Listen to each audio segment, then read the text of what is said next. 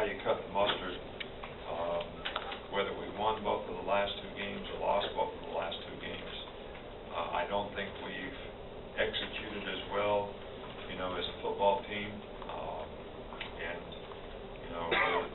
we don't focus as well, plan as well, practice as well, rest as well, get emotionally ready as well. For whatever reasons,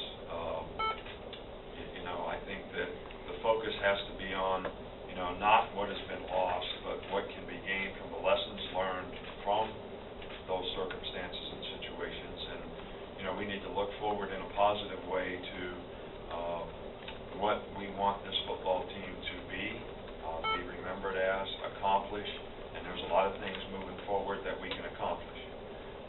So I know the questions are, why didn't you do this? Why didn't you do that? Why would we call this play? Why would we call that play? Well, it still goes back to why are we even in that situation relative to how we played the rest of the game. Why are we in the situation that we don't really respond as a team emotionally with any kind of aggressiveness or energy level until we get behind 20-0? So, all those are questions that, I'm certainly responsible for. I'm not trying to say that, but for whatever reasons, we have an opportunity now to, prove that we can be a good football team, and that's what we want to focus on. That's all we want to talk about, is we're looking forward. The only thing that we can gain from the past is lessons learned for all of us in terms of what we can do better, what we need to do better, and what everybody's got to make a commitment to in terms of trying to do better and accomplish something significant with what's left of this season with this team.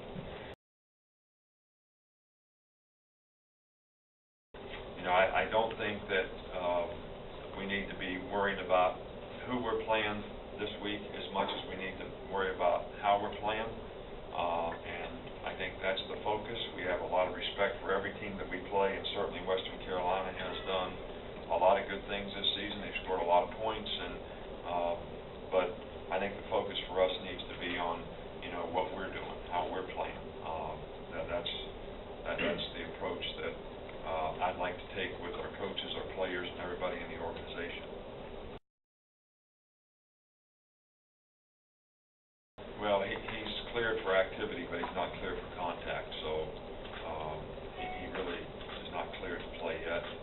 He's just out there doing drills, and maybe in another month or so he would get cleared for contact, and then we can make some decision.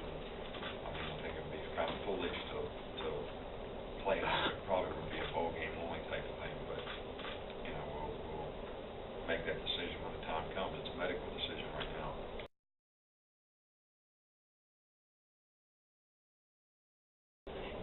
Well, I just think that as a quarterback, you're always going to get maybe a little more credit than you deserve when things go well, and maybe get a little bit more of the blame when things don't go well.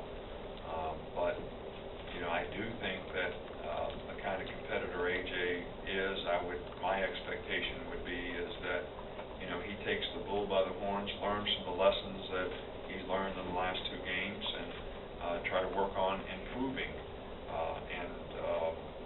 I don't think there's any reason to say that he's reached a plateau. I think he needs to break through and continue to improve and not be satisfied where he is, and get the players around him to help him do that.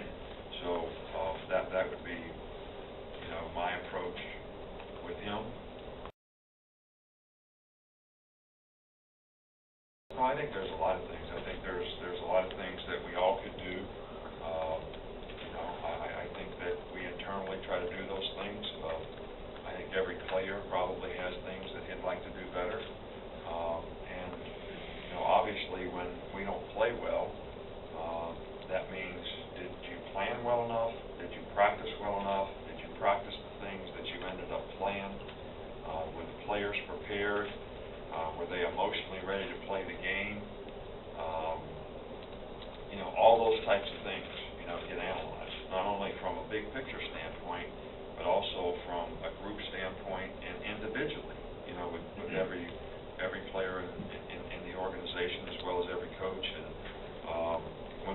play well, obviously, you need to do all those things a little bit better at every level, at every level, from me right down to the players. All right, so, that's what we try to analyze, that's what we try to do. Take an example of tackling. We really tried to emphasize tackling last week,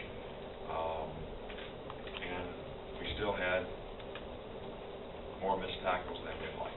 All right, so there are physical things and there are emotional things, and you can make excuses and say, well, the team was emotionally tired, so they weren't quite focusing or whatever like they needed to, but they played a heck of a lot better when they got behind 20-0. Everybody all of a sudden got emotionally better, so why couldn't it have been better at the start? That was the questions I asked myself. So